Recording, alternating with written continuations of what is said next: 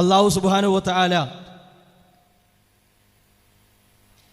വിശ്വാസത്തെ തകർക്കാൻ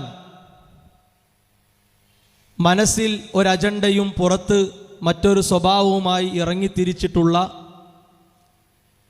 കപടന്മാരെ സംബന്ധിച്ച് വിശുദ്ധ ഖുർആനിലൂടെ ഉണർത്തിയ ഒരു കാര്യം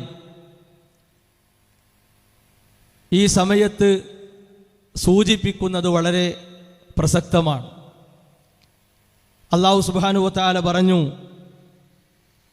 മുദബ്ദബീന ബൈന ദാലിക് ലാ ഇലാഹ ഉലാഇ വലാ ഇലാഹ ഉലാ. ഒരാശയത്തിൽ ഒരാദർശത്തിൽ ഉറച്ചു നിൽക്കാതെ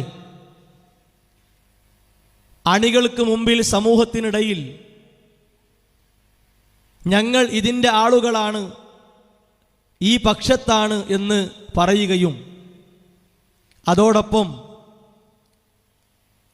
അവിശ്വാസത്തിനും പ്രമാണ നിഷേധത്തിനും എല്ലാ നിലക്കും നേതൃത്വം നൽകുകയും ചെയ്യുന്നത്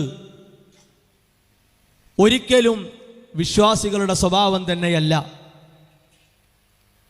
അങ്ങോട്ടും ഇങ്ങോട്ടും ആടിക്കളിച്ച് പലതിലേക്കും ചെരിഞ്ഞ് കാര്യങ്ങൾ നേടാൻ ശ്രമിക്കുക എന്നത് കപടവിശ്വാസികളുടെ സ്വഭാവമായി പഠിപ്പിക്കപ്പെട്ടിട്ടുള്ള കാര്യമാണ്. ശേഷം അല്ലാഹു സുബ്ഹാനഹു വ തആല പറഞ്ഞു, വമൻ യുദ്ലിലില്ലാഹു ഫലൻ തജിദ ലഹു സബീല.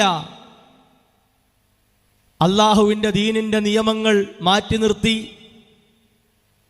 ദേഹേച്ഛകൾക്കും തന്നിഷ്ടങ്ങൾക്കും ദുർബലമായ ബുദ്ധിക്കും അനുസരിച്ച് മതവിഷയങ്ങളെ വളച്ചൊടിച്ച് വക്രീകരിച്ചു പോകുന്ന ഒരു സ്വഭാവത്തിൽ ആരെങ്കിലും പ്രവേശിച്ചാൽ അവർക്ക് അല്ലാഹു സുബ്ഹാനഹു വ തആല മാർഗം കാണിച്ചു കൊടുക്കുകയില്ല എന്ന് വളരെ ഗൗരവത്തോടെ നമ്മെ ഉണർത്തി.